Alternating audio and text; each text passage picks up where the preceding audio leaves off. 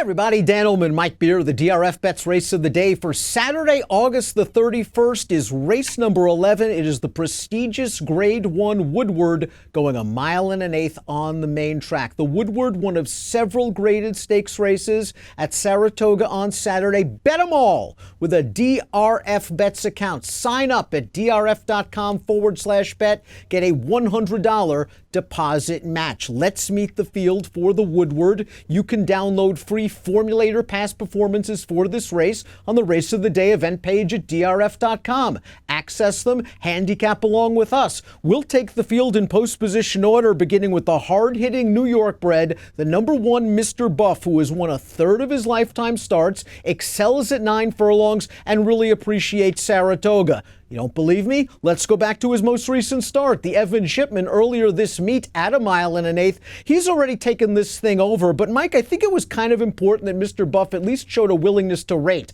Is he going to rate in the Woodward? I wouldn't. I'd send him from the rail. But the question is not about this horse's ability. It's whether he can stretch that 9 furlong ability against top competition. Yeah, it's all about the class for him. He's a really nice horse, a solid horse. He's run a couple of fast figures this year, not figures that really, make him one of the prime contenders in here, but they put him close, and he really likes this distance since they've stretched him out to 9 furlongs. He's really improved. They've taken one shot with him, Dan. It did not work out. He finished last in the New Orleans handicap. That was shipping. Maybe it'll be different at his home track at Saratoga, but he's in tough in races like this. Timeform US believes that he can make the lead. I tend to agree, but I think there's going to be some quality pace pressure in this race from horses like Tom's D'Etat and Preservationist. So he's going to have to run a lifetime best, in my opinion, to get all the money in the Woodward. Todd Pletcher has 3 in here. We'll start with the number 2, Bal Harbour. And Bal Harbour, as you can see, is tactical. He can sit in mid-pack, and he's had some trouble this year. Real tough trip in the Sal Mile 3 starts back, where he was off 3 lengths slow, then was 5 wide turning into the lane on an inside day. I was a little bit disappointed with his Illman 2 starts back, where he got beat by the rejuvenated Monongahela. I guess that's the only way to put it. Let's look at his last race, the Monmouth Cup. He swings into the stretch. He's got all the momentum. Doesn't he look like a winner, Mike? Yeah, it looked like he was going to go by War Story there. Listen, War Story is a really nice horse.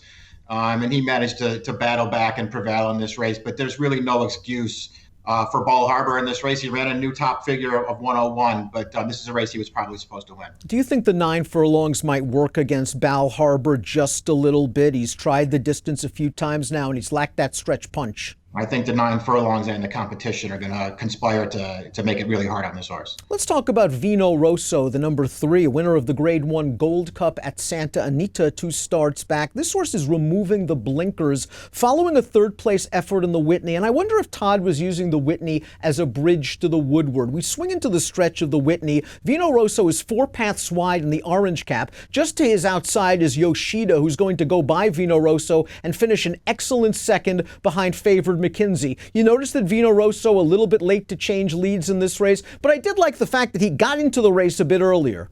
Yeah, I did too. That's sort of been his thing this year since he's come back. He seems like a more mature horse. He's a more tactical horse.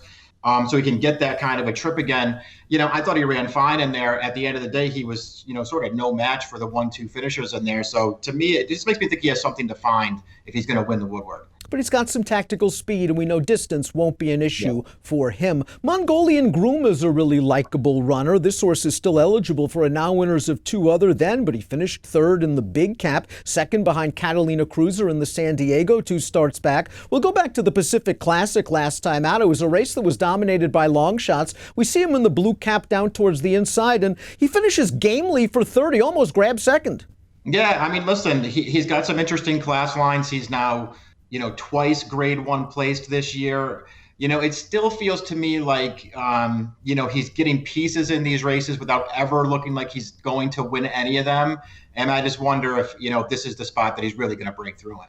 class is a concern, the shipping also perhaps a little bit of a concern as he wheels back in 2 weeks' notice. You'll remember he was 7-1 in the Charlestown Classic, but the reports were he did not travel very well going into that race, and that was one of his worst races of 2019. But it'll be a price on Saturday. Let's talk about Preservationist, winner of the Suburban 2 starts back. He was able to save ground. He shot through along the inside, and he took a nice scalp in Catholic Boy going 1.25 miles at Belmont. Do you think Junior Alvarado was just too aggressive with this horse last time out? By putting him on the lead, he just put the bullseye on his back, and that was a good horse, McKenzie, aiming the arrow at him.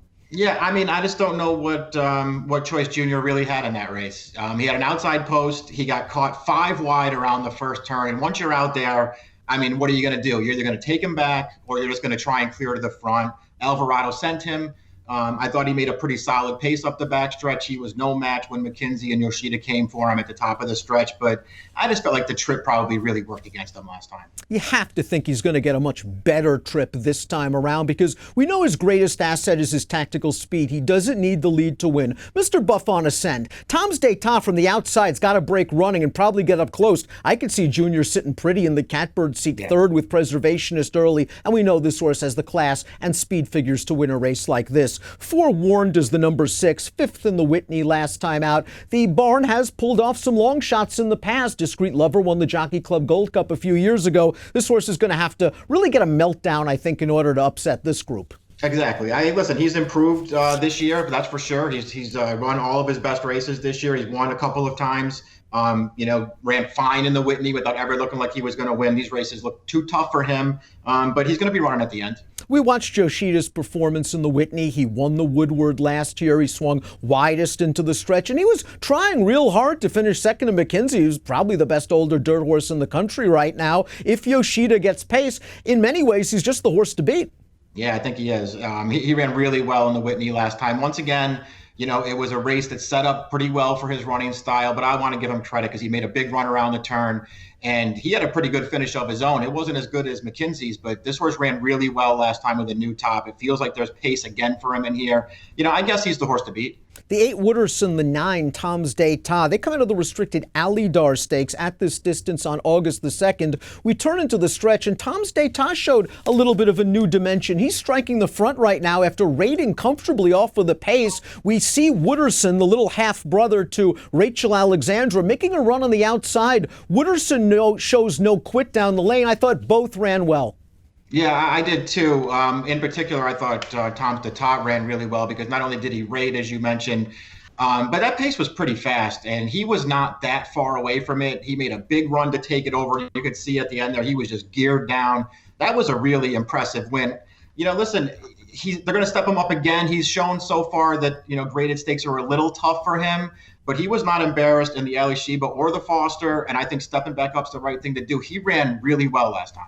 And the oft-injured Tom's d'Etat, it's great to see 4 races in a row now without a layoff line. Apparently, he's feeling good. He's a perfect 3 for 3 at Saratoga, and as we mentioned, he's got that tactical speed. Let's take a look at our top selections for this year's Grade 1 Woodward. I want to take a chance with Wooderson. I want your opinions on this horse because he just seems like a late developing son of awesome. Again, you can look at it that way. You can say he's a late developing, lightly raced 4-year-old who ran the best fig of his life last time out and is going to be a price in this race. Or you can say, listen, he's tried graded stakes horses twice and he's got his head bashed in both times. Maybe he's not good enough. Yeah, I mean, we'll see what happens. He ran fine last time. I thought Tom's d'Etat ran a lot better than he did.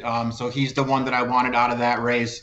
I put Preservationist on top, just hoping that he gets a better trip this time. I think his good race makes him tough. I went 5, 7, 9, and 3. I'm leaning on Wooderson, the 8, Yoshida, the 7. Those are the 2 I think that I would want to play in here. Wooderson to win, Yoshida in the multiple race wagers. I went 8, 7, 3, 9 in the DRFBets race of the day. The Grade 1 Woodward. Again, get down with a DRFBets account. Sign up is easy. DRF.com/bet. You get a $100 deposit match courtesy of DRFBets. An approximate post time for the Woodward, 6 o'clock Eastern. Good luck.